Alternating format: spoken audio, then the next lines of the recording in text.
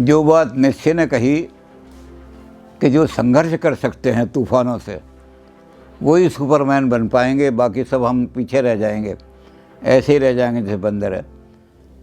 टैगोर ने इसको एक बहुत ही कहानी के रूप में छोटी सी के रख दिया है। टैगोर ने एक बहुत छोटी सी कहानी रखी है अपनी गीतांजलि में। एक आदमी अपने घोड़े पर जा रहा है बैठा हुआ, और वो उस घोड़े को पानी पिलाना चाहता है। घोड़ा बहुत प्यासा है, तड़प रहा है अगर प्यास से। वो आदमी देखता है इधर उधर, कहीं पानी दिखाई नहीं दे रहा, तो एक जगह से उसको रहट के चलने की आवाज़ सुनाई देती है। गाँवों में रहट चलते हैं, बाटली निकलते हैं। वो आदमी वहाँ जाता है, उस रहट वाले से कहता है कि मेरा घोड़ा प्यासा है, क्या आप पानी पिलाने की आज्ञा दोगे? वो कहने लगा ये पानी तो खेतों में जा रहा है, वो नाली में से पी लेगा आकर के, कोई रोकने की रुकावट नहीं, ले आओ घोड़े को अपना। वो आदमी अपने घोड़े को लेकर के वहाँ चला गया, लेकिन जैसे ही घोड़ा रहट के पास पहुँचा और रहट की आवाज़ सुन करके चूँ चूँ की, और घोड़ा बिदक के पीछे भाग गया। फिर उसने पास में लाया, फिर वो घोड़ा भाग, तो वो आदमी गया। टैगोर लिख रहे हैं, तो वो आदमी गया, उससे कहने लगा भाई थोड़ी देर के लिए रहट बंद कर दो, तो मेरा घोड़ा यहाँ आकर के तृप्त हो जाएगा। उसने कहा रहट बंद कर दिया तो पानी कहाँ से आ जाएगा, कहाँ से घोड़ा पानी पी लेगा? तो उसने आदमी को कहा, भाई टैगोर लिख रहे हैं, उसने कहा भाई देखो, जो इस चूं-चूं को बर्दाश्त कर सकता है और इसके साथ इसको सहन कर सकता है, वही तृप्त हो सकता है दुनिया में। जो दुनिया की चूं-चूं से डर करके भाग जाएगा उसे तृप्ति कभी नहीं मिलेगी। तो टैगोर कहते हैं कि ये संघर्ष की बात निश्चय कह रहे हैं। वो ज़रा इसको मेटाफोरिकल लैंग्वेज में उन्होंने कही तो बहुत ऊंचा बढ़ा दिया। इस बात को सिर्फ ये कह रहे हैं कि जीवन के संघर्ष को जो लोग स्वीकार नहीं कर सकते वो कभी तृप्त नहीं हो सकते, कभी महान नहीं बन सकते। इस जीवन के चूं-चूं को, संसार की चूं-चूं को सहन करना ही पड़ेगा अगर तृप्त होना है तो।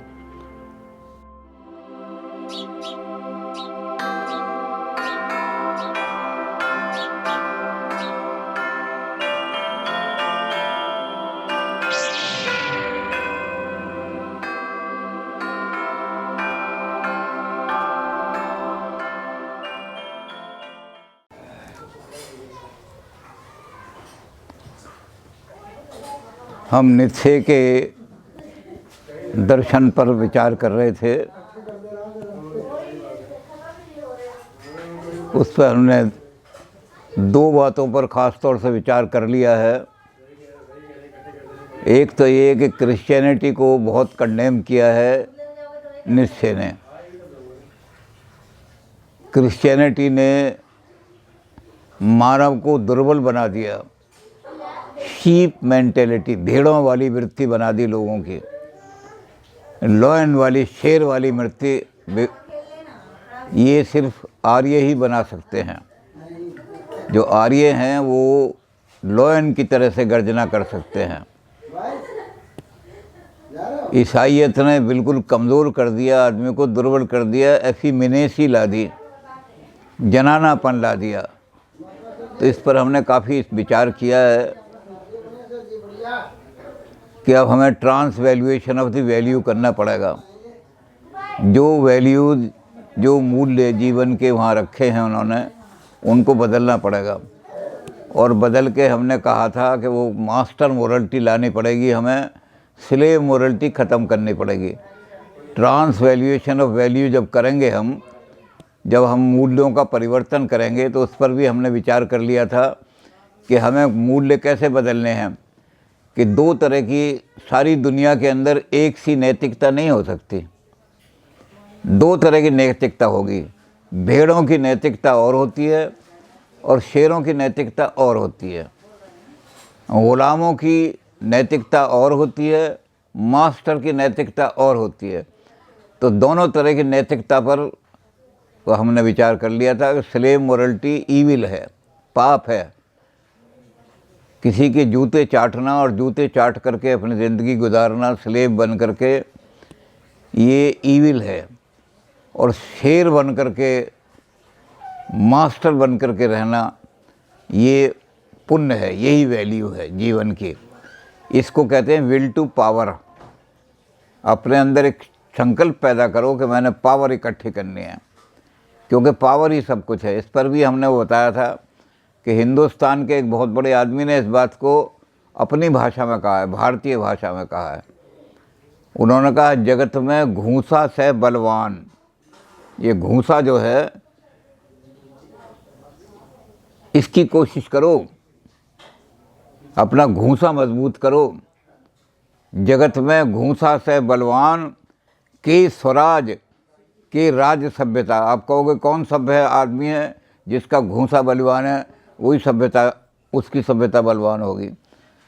तो जगत में घूंसा से बलवान के स्वराज के राज सभ्यता, सब इसके दरमियान। और निश्चय इसी बात को कह रहे हैं, विल टू पावर। पावर का मतलब एक्टिविटी, शिथिलता नहीं आनी चाहिए कहीं जीवन में। तो जब हमने ट्रांसवैल्यूएशन ऑफ वैल्यूज़ की बात की थी, तो हमने कहा master morality, will to power लाओ। पावर, संसार के अंदर सबसे बड़ी बात यह है कि सारे जितने भी इवोल्यूशन हमारा हुआ है, जितना भी विकास हुआ है, सारा विज्ञान ये कहता है कि सारा विकास इस आधार पर हुआ है, सर्वाइवल ऑफ द फिटेस्ट। इस पर हमने बहुत काफ़ी विचार कर लिया था। तो फिटेस्ट बनने की कोशिश करो। जो आदमी फिट नहीं है, जो आदमी कमज़ोर है, दुर्बल है, क्योंकि वो जो संसार को चलाने वाला परम पिता है, वो ऑल पावरफुल है, ओमनीपोटेंट है, उसमें वीकनेस नहीं है, और वीकनेस को टॉलरेट भी नहीं करता।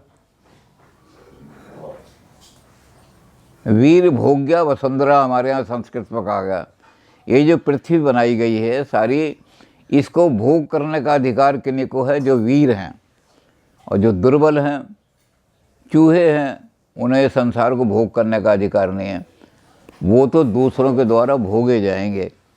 तो शीप का काम क्या है, शीप की मोरलिटी क्या है कि वो शेर के भोग के काम में आए, अपने आप तक कुछ ऑफर कर दे। तो इसी आधार पर हमारे निश्चय जी ने सुपरमैन की कल्पना की है। हमारा जो सुपरमैन है उसका हमने वैसे कर भी लिया था कि पहला संघर्ष हुआ, उस संघर्ष में जो बंदर छुप गए, कायर थे, दुर्बल थे, कमज़ोर थे, जिनके अंदर कोई ताकत नहीं थी संघर्ष करने की, जो तूफ़ान का मुकाबला नहीं कर सकते थे, वो गुफाओं के अंदर जा कर के छुप गए। 1000 साल ये तूफ़ान चले, बड़ी उथल पुथल हुई, चट्टानें टूटी, कहीं कुछ हुआ, कहीं कुछ हुआ। तो बहुत सारे तो वहीं गुफाओं में मर गए, उनको भोजन ही नहीं मिला गुफाओं के अंदर। हज़ारों तबाह हो गए। और कमज़ोर तबाह हो जाने चाहिए, जो दुर्बल हैं उनको तबाह हो जाना चाहिए, नष्ट हो जाना चाहिए। वो नष्ट हो गए।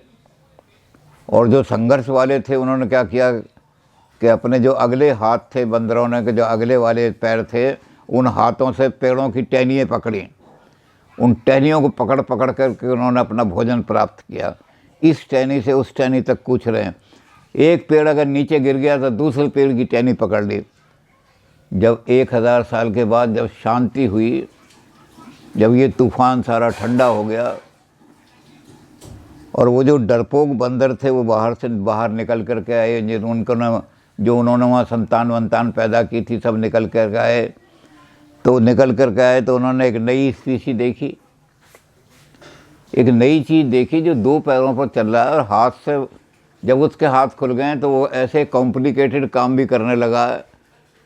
तो बंदर जो थे उन्हें बड़ा ईर्ष्या हुई, और ये जो बंदरों की बजाय आदमी बन गया था, इंसान बन गया था, ये उन बंदरों का मखौल उड़ाने लगा। तुम तो बंदरों को कि तुम तो जानवर ही रह गए, जानवर के जानवर ही रह गए, हम कितने सुपीरियर बन गए।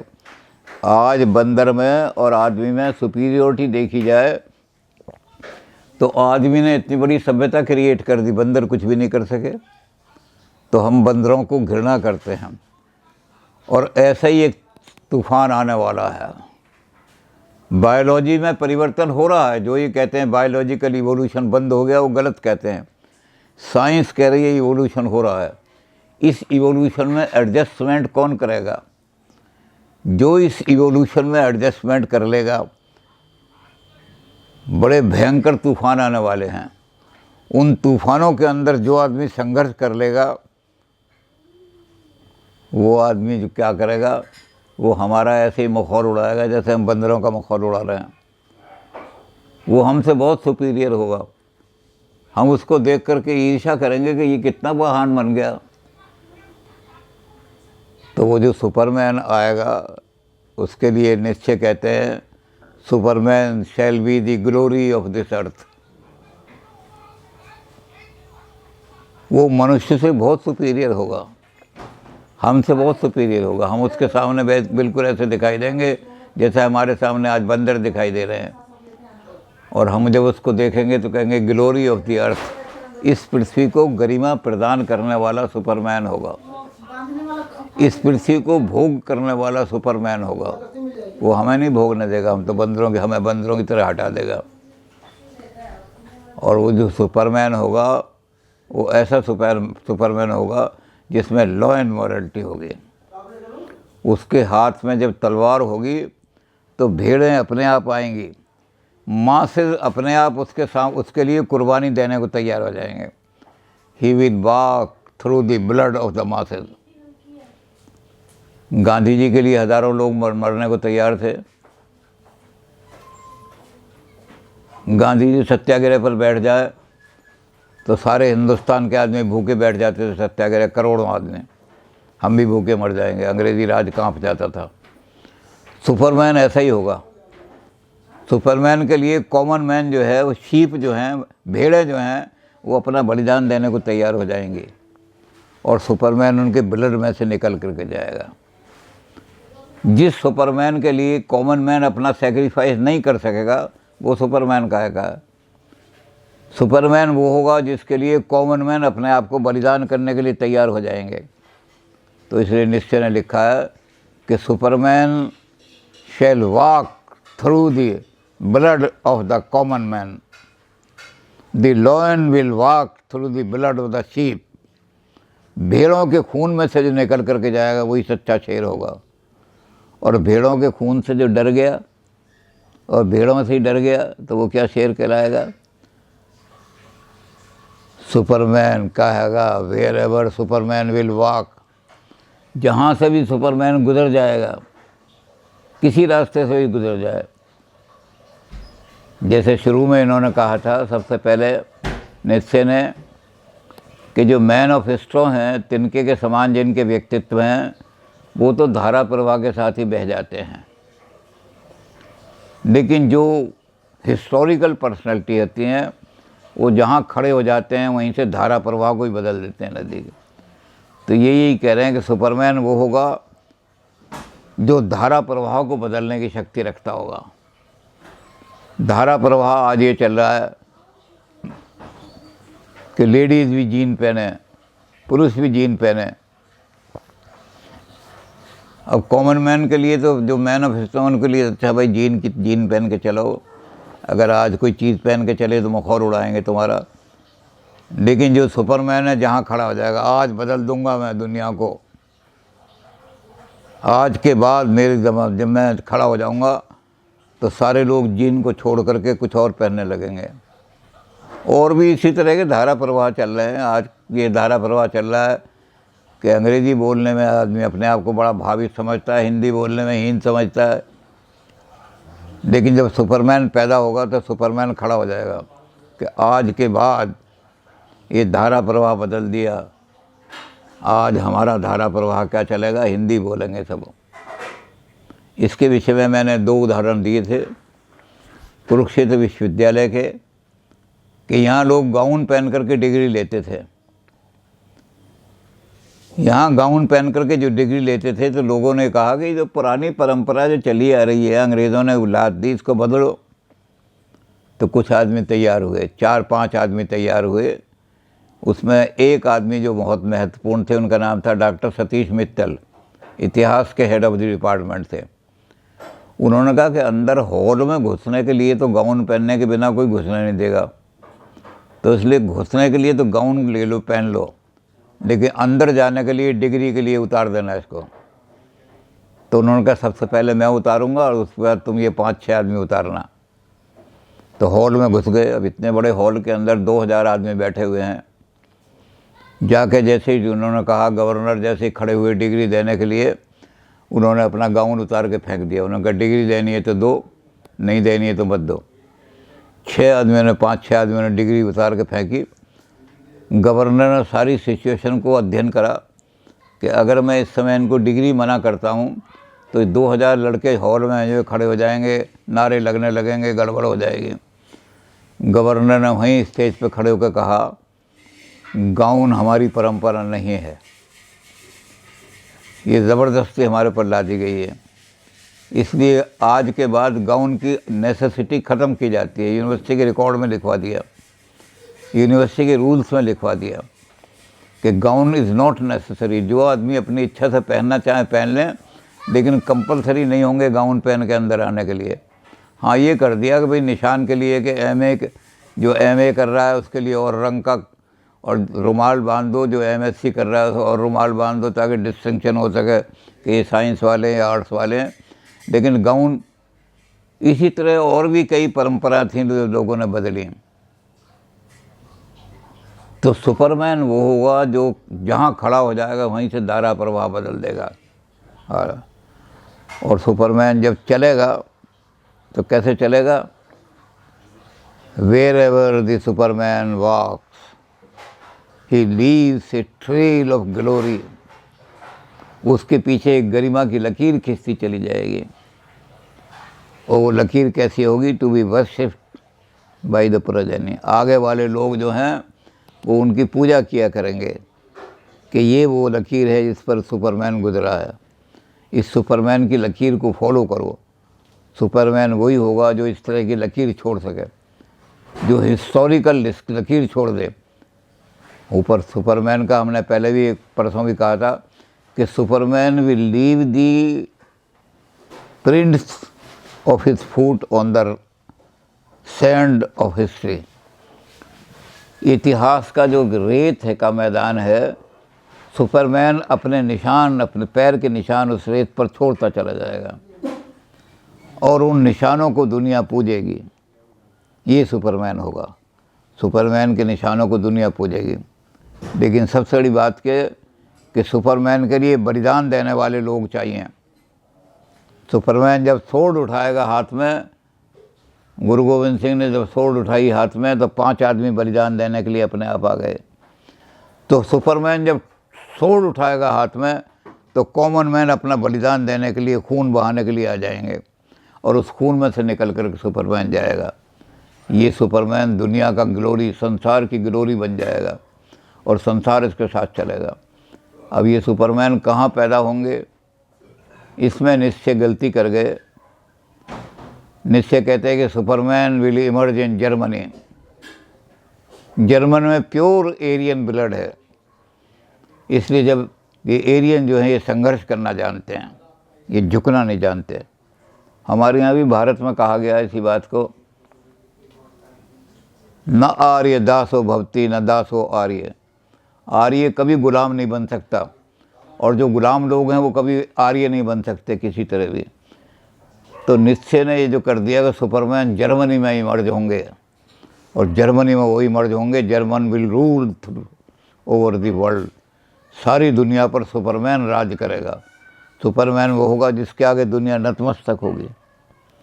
जब सुपरमैन चलेगा तो लॉयन की तरह चलेगा और शीप की तरह जो लोग हैं वो नतमस्तक हो जाएंगे, झुक जाएंगे। तो ये सुपरमैन जब चलेंगे तो जर्मनी से चलेंगे सुपरमैन, और सुपरमैन चलते चलते चलते चलते ये इंडिया तक पहुँचेंगे और इंडिया तक पहुँचेंगे, सारी दुनिया में कहेंगे हमने रूल करना है, तो they will rule over the world. तो ये सुपरमैन की क्वालिटी जो है निश्चय ने बना कर रख दें। ये सुपरमैन की क्वालिटी आप कहाँ पैदा करेंगे? इसका हमने कहा था कि हम कंपेयर करेंगे दोनों को। सुपरमैन इंडिया में पैदा होगा या सुपरमैन जर्मनी में पैदा होगा, इसका कंपेरिजन बाद में करेंगे। आज सुपरमैन पैदा कर दें हम, glory of the masses, glory of the earth, law and morality, blood के अंदर जाएगा, खून के अंदर से मार्च करेगा कॉमन मैन। वो ग्लोरी ऑफ द अर्थ, जहाँ चलेगा ग्लोरियस आदमी है, वो एक ट्रेल ऑफ ग्लोरी अपने पीछे वो छोड़ता हुआ चलेगा। आगे आने वाली देश जातियाँ उसका पालन करेंगी, मत्था टेकेंगे उसके आगे कि ये सुपरमैन गुजरा है, इसने एक रास्ता बना दिया हमारे लिए, ये सुपरमैन हमारे लिए रास्ता छोड़ करके गया है। तो ये मैन ऑफ हिस्ट्री होगा और ये धारा प्रवाह को बदल देगा। आज जितना धारा प्रवाह चल रहा है ये सबको बदल देगा। वो जहाँ खड़ा हो जाएगा रॉक की तरह खड़ा हो जाएगा कि अब ये नहीं चलेगा दुनिया में, अब धारा प्रवाह इधर को चलेगा। तो ये सुपरमैन इस तरह से दुनिया के अंदर आएगा, बनेगा। तैयार हो जाओ। उसने लोगों को कहा, अपने छात्रों को कहा, टाइम इज शॉर्टली, जल्दी आ रहा है वो समय जब ये बायोलॉजिकल इवोल्यूशन आदमी से भी बड़ी कोई चीज़ बनाएगा। अगर उसके लिए आप तैयार नहीं हो तो आप भी ऐसे ही रह जाओगे जैसे बंदर रह गए पीछे और हम आगे निकल गए। तो जर्मनी के एक एक व्यक्ति को उसने कहा, be prepared, superman is coming, superman आ रहा है, सुपरमैन आ रहा है। सुपरमैन को स्वागत करने के लिए तैयार हो जाओ, सुपरमैन बन जाओ, उस संघर्ष करो। उस संघर्ष में जो आदमी जीत जाएगा वही सुपरमैन बनेगा। तो सुपरमैन की कल्पना करके बहुत लंबी चौड़ी कल्पना की है उसने। आप उस कल्पना को पढ़ना चाहें तो जैसे मैंने कहा बहुत बड़ी किताब है, 10 स्पेक ज़रतुष्ट। और जब आप उसको पढ़ेंगे तो आपके मन में आएगा कि सुपरमैन कितना महान होगा, कितना महान होगा, जिसके लिए मासेस अपना खून बहाने को तैयार हो जाएंगे, लाखों। सुपरमैन आ रहा है, बलिदान मांग रहा है, उसका खून के लिए हम तैयार हैं, झुक जाएंगे भेड़ों की तरह। तो सुपरमैन के लिए तैयारी कराने के लिए उसने जर्मन के युवाओं को आह्वान किया, तैयार हो जाओ सुपरमैन के आने के लिए। तो अब हम सुपरमैन को और ये देखेंगे सुपरमैन जर्मनी में आएगा या भारत में आएगा, सुपरमैन कहाँ आएगा और कहाँ हम तैयारी ज़्यादा करें इसकी।